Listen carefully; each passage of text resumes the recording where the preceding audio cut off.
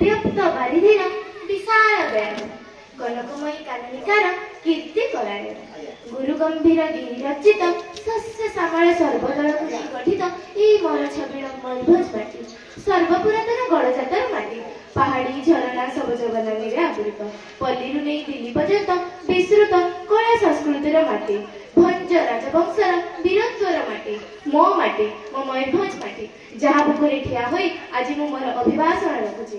ସମ୍ମାନୀୟ ବିଚାରକ ମଣ୍ଡଳୀଙ୍କୁ ମୋର ପ୍ରଣାମ।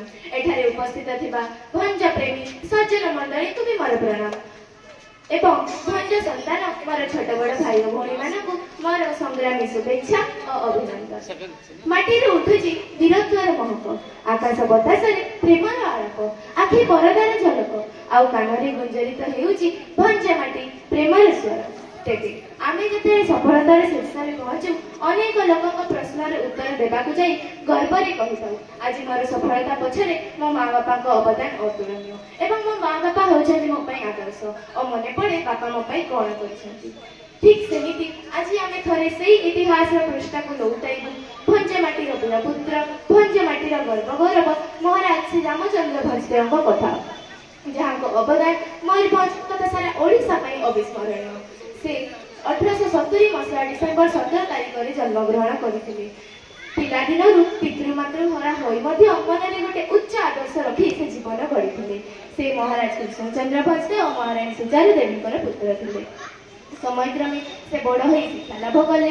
ଛାତ୍ର ଅବସ୍ଥାରେ ସେ ଅତ୍ୟନ୍ତ ଧୀର ଓ ନମ୍ର ସ୍ୱଭାବର ଥିଲେ। ପରେ ପରେ 1892 ଖ୍ରୀଷ୍ଟାବ୍ଦରେ ସେ ରାଜ୍ୟଭାର ପାଇଥିଲେ। ତାଙ୍କ ରାଜତ୍ୱ କାଳରେ ସ୍ୱାସ୍ଥ୍ୟ ଶିକ୍ଷା ଜଳ କୃଷି ଆଦି ବିଭାଗରେ ମୟୂରଭଞ୍ଜ ସର୍ବାଙ୍ଗୀନ ଉନ୍ନତି ହୋଇଥିଲା। 1896 ଖ୍ରୀଷ୍ଟାବ୍ଦରେ ସେ ପଞ୍ଚଗଡ଼ର ମହାରାଜ ନୀଳମଣି ସିଂଙ୍କ ନାତୁଣୀ ଶ୍ରୀମତୀ ଲକ୍ଷ୍ମୀ କୁମାରୀ ଦେବୀଙ୍କୁ ବିବାହ କରିଥିଲେ। ପରେ ପରେ ତାଙ୍କର ଜଣେ ରାଜଜେମା ଶ୍ରୀପଦ ମଞ୍ଜୁରୀଙ୍କ ଦେହାନ୍ତ ପରେ ତାଙ୍କ ସ୍ମୃତି ରକ୍ଷା କରିବା ପାଇଁ ବାରିପଦାରେ କୃଷ୍ଣାଶ୍ରମ ପ୍ରତିଷ୍ଠା ହୋଇଥିଲା ଏବଂ ଦୁଇ ପୁତ୍ର ଟିକାର ପୂର୍ଣ୍ଣଚନ୍ଦ୍ର ଭଞ୍ଜଦେଓ ଓ ଛୋଟରାୟ ପ୍ରତାପ ଚନ୍ଦ୍ର ଭଞ୍ଜଦେଓ ଜନ୍ମଗ୍ରହଣ କରିଥିଲେ। ଲକ୍ଷ୍ମୀ କୁମାରୀ ଦେବୀଙ୍କ ଦେହାନ୍ତ ପରେ ତାଙ୍କ ସ୍ମୃତି ରକ୍ଷା ପାଇଁ ବାରିପଦାରେ ଲକ୍ଷ୍ମୀ କୁମାରୀ ଧର୍ମଶାଳା ପ୍ରତିଷ୍ଠା ହୋଇଥିଲା। ଯଦି ଆମେ ମହାରାଜ ଶ୍ରୀ ରାମଚନ୍ଦ୍ର ଭଞ୍ଜଦେଓଙ୍କ ଦେଶହିତକର କାର୍ଯ୍ୟରେ ଆଖି ବୁଲାଇବା ତେବେ ତାଙ୍କ ସମୟରେ ଷ୍ଟେଟ୍ କାଉନସିଲ ଓ ମୋକଦ୍ଦମା ଶେଷ ନିଷ୍ପତ୍ତି ପାଇଁ ଜୁଡିସିଆଲ କମିଟି ବସାଯାଇଥିଲା ଏବଂ ପେନସନ ପ୍ରଥା ମଧ୍ୟ ଆରମ୍ଭ କରାଯାଇଥିଲା। ଜମିରେ ପାଣି ମଡ଼ାଇ ଜମିରୁ ଉତ୍ତମ ଫସଲ ପାଇବା ପାଇଁ ମହାରାଜ ଶ୍ରୀ ରାମଚନ୍ଦ୍ର ଭଞ୍ଜଦେଓ ମୟୂରଭଞ୍ଜବାସୀକୁ ହଳଦିଆ ବାଲିଦିଆ ଘୋରିଆ ଖାଲରେ 6 ଲକ୍ଷ ଟଙ୍କା ଖର୍ଚ୍ଚ କରି ବନ୍ଧ ଓ କେନାଲ ତିଆରି କରିଯାଇଥିଲେ।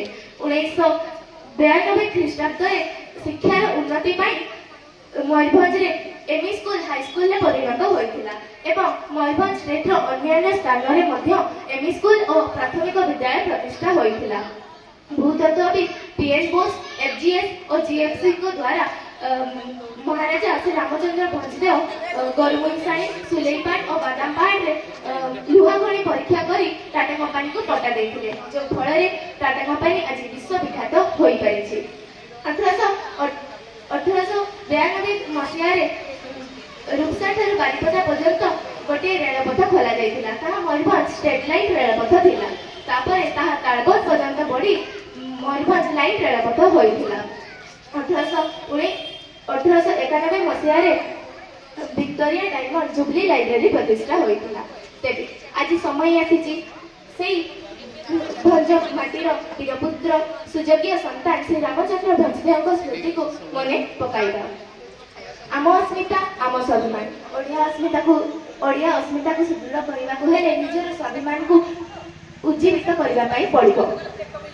तेबे मु घरे म्यूजियम टे भी खोलि जो फल मो भाई भौणी मैंने कि अन्य मैंने जानिकी वीरत्व विषय जानीपारे। महानाम संस्कृति महानाम परंपरा महानाम भंज प्रदेश सुरक्षा और भंज माटीर उन्नति यथासंभव चेष्टा करी और आपण मानक भी मयूरभंज विकास निमित्त कार्य सहयोग करने अनुरोध करी। धन्यवाद।